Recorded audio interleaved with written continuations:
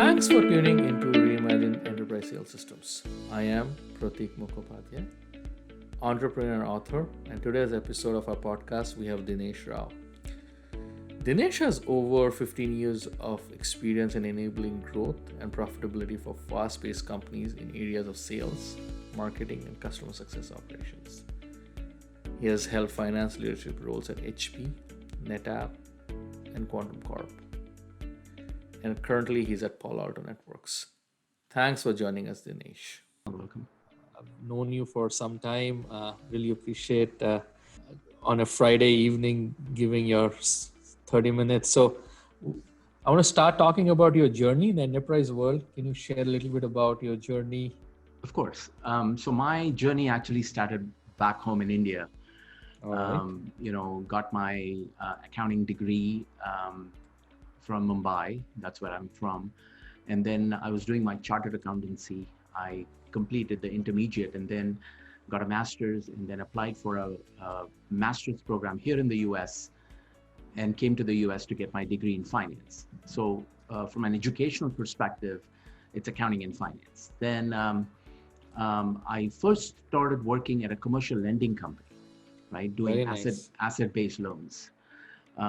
I did that for about 5.5 years. They sponsored my H1 green card and all of that, took care of that. And then my first job in corporate America was Hewlett Packard. It was in their test and measurement division, which is now Agilent. Right. So I joined them in the cost accounting department. So that's how I entered corporate America at HP. And then on, I've been in Silicon Valley for many, many years at various companies and finance roles and some startups and up until Trend Micro, where I switched from finance to sales operations. And since then, and that was way back in 2005. And since 2005, I have been in sales operations at various companies in Silicon Valley. So thanks, Dinesh. That's a really interesting journey. I think marrying finance and technology is very difficult, and glad that you've seen both the worlds. Can you talk about your current company and your role and what do you typically do there for our listeners? Well, right now I'm a part of Palo Alto Networks in their Prisma Cloud business unit, running sales operations for the company, for that business unit. I just started, it's brand new there. It's been my second week. So very excited. It's a great company to be at. Absolutely. Since you've been in Palo Alto for only a few weeks, I won't get into the details of that, but overall, in your journey and your experience as a practitioner, what are the typical systems you have used that enable monetization, especially monetization, revenue ops, sales ops are so much tied together. If you can share a little bit insights about like what systems have you seen, how are they deployed, and some of Sure. Like, is it out of the box? Is it bought? Yeah. Absolutely. I mean, as we all know, any business, a customer is the king. It all revolves around the customer, right? So especially when it comes to sales operations and revenue operations, it's a group, an organization that supports all sales and revenue bearing functions, right? Be it sales, marketing, customer success, renewal, whatnot, right? And we always look for tools and systems that support operations in those areas, right? One of the primary tool is the Salesforce CRM. Exactly. No question. I mean, in today's day and age, no company can do without a CRM, and Salesforce is the dominant CRM out there, right? There are others as well, but I've seen mostly Salesforce CRM. So that's the number one tool. And there are ancillary tools that go with it, like for customer success, I've used Gainsight. We have other marketing tools, like be it, Outreach.io or SalesLoft, and tools for lead gen, be it LinkedIn Navigator or other tools. But mainly it revolves around sales for CRM. Now, from a forecasting perspective, I've used the Salesforce forecasting module, and also lately Clary is gaining a lot of importance. So I've used Clary and implemented Clary as well. But all in all, tools are only good to support the business. A business cannot be tool centric. It has to be solution centric, right? You have to fit the tool. Yes. You have to fit the tool to the needs of the business. Now, there are small companies that may not need all these tools, right? For a brand new startup, they can do with Excel spreadsheets, in many cases, and they are quite efficient doing that. But for a medium to large company, there are tools, more sophisticated tools that they would use because of the complexity that goes with the business that they're in. So it all depends on the needs of the business. And that's what I've done over the years. When I worked at small startups, I've looked at, I've used manual processes, Excel spreadsheets and whatnot.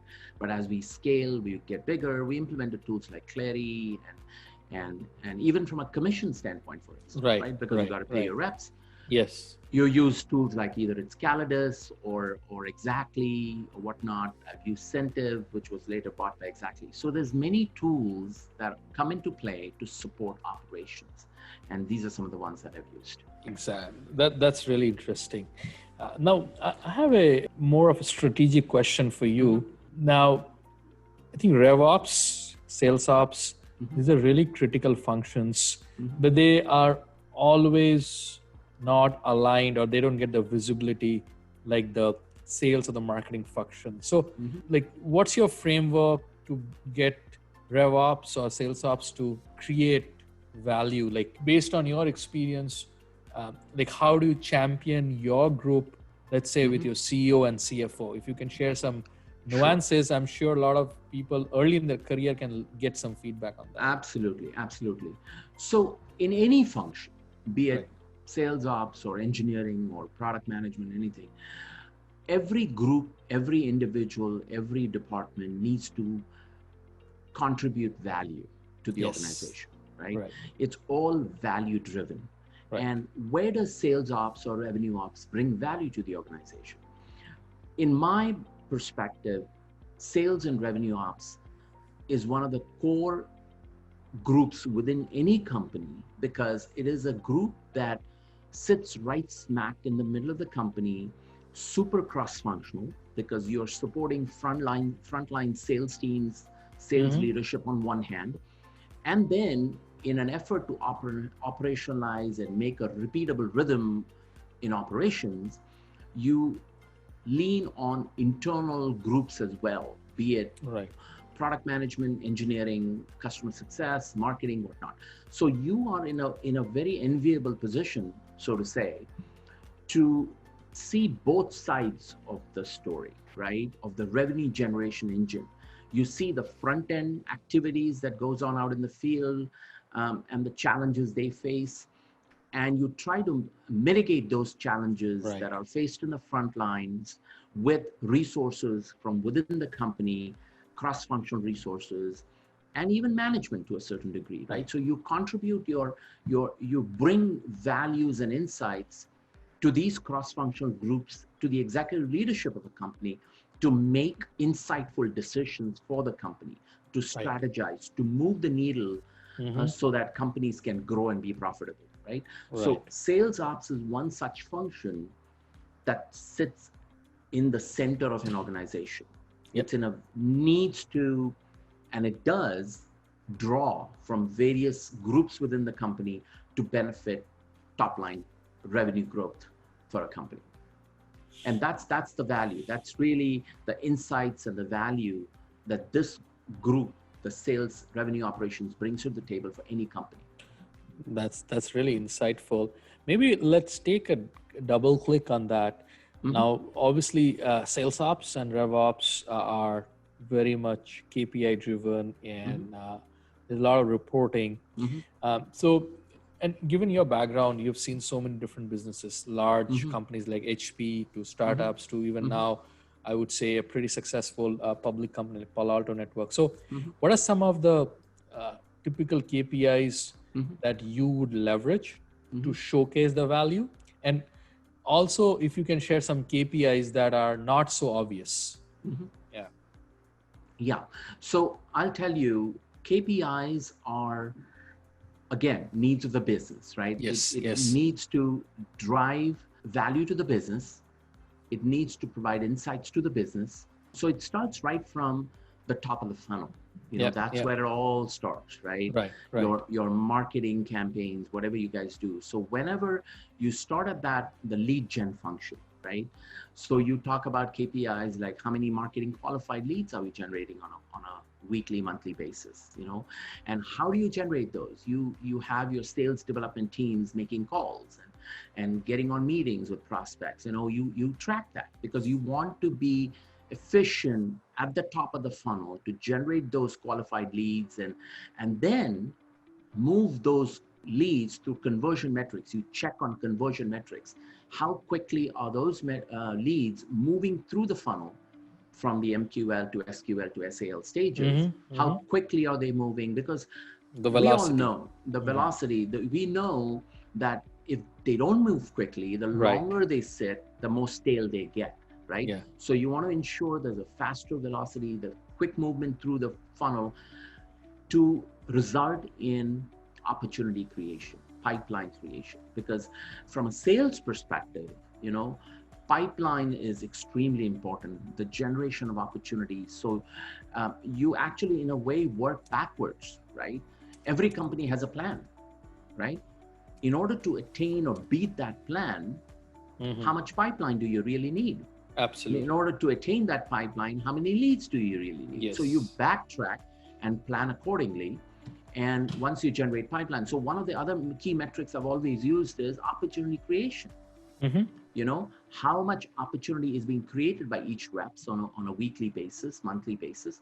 And these opportunities that are created, what is the pipeline multiple to the quotas they're carrying, to the plan number they have to attain, right? So you do all of that because it's all in the interest of being proactive so that at the beginning of the quarter or even the quarter prior, do you have enough pipeline to attain that plan number in that quarter, in the following quarter? So you always have to be proactive, take the right measures early on in the sales process. So when it comes time to engage with those opportunities and close those opportunities, you have enough so that you beat the plan number and attain your goals, right? So those are some of the key metrics, like talk about pipeline multiples, opportunity creation. You talk about, I talked about conversion rates. Right. You also measure close rates, right? How much of the pipeline actually gets closed, right? So you know for a certain amount of close rate how much pipeline you need. So you do all these things in the interest of getting the right metrics. And so these are, I would call, leading indicators, leading metrics, right? And there are lagging metrics as well. What is the quota attainment by the rep, based on tenure? How many reps are closing business, how often they're closing, and all of that. It could differ based on segmentation, based on vertical markets. So you have to assess all of that in the interest of attaining the business goals, right? Right. Yeah. Very interesting. The another related question I had, Dinesh, is we always see finance, sales, and revops sort of tied a lot together. But recently, we're also seeing a lot of involvement of sales ops with marketing, especially around mapping the customer journey. So, do you want to share a little bit about how revops and the operational KPIs and the financial rigor you guys have in your system? How would you translate that into collaborating with the marketing function? Yes. So marketing is as much a support function to sales as sales operations or revenue operations is, right? Because at the end of the day, the buck stops with a closed deal. Yes. Right? So every function within a company, and marketing is equally important, is all working towards generating that top line bookings, top line growth. That's one part of marketing. The other, of course, there are aspects like, demand, brand recognition, creating a brand. But that again indirectly translates to more business for the company, right? So from a sales ops perspective, we work extremely close with marketing to ensure that there's right campaigns. I mean, the sales leadership always partners with marketing to establish the right campaigns, the right programs in the right territories. I mean, that's extremely important because you have to make sure that the marketing dollars that are spent, the ROI on those dollars is meeting the desired goals in sales, right? Marketing has their own metrics, but at the end of the day, you want to ensure that all the investment that you do in marketing is resulting in in business generation in sales, in the form of bookings. And that's the whole idea, right? And it's a very close partnership with marketing and sales in that regard. Very nice. I have a few more questions. Sure. Now, this is more about us observing different businesses, right? So I'm sure you've seen a distribution-based business, you've seen a direct business, but do you want to share some unique business models in your career that you have seen that may not be that obvious, where how they go about realizing revenue or how they go about actually monetizing it? Any such examples, either from the startup world or from the enterprise world?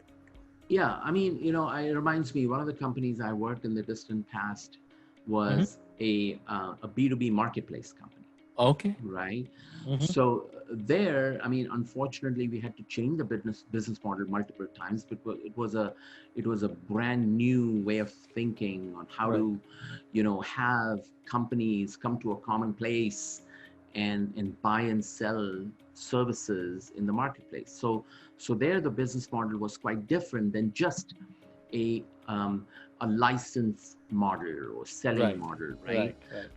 Here we had to build a marketplace, and we had to have companies meet at that marketplace and engage in selection of services that interest each other, and negotiate on the price on that marketplace. That was slightly different that I was used to, right?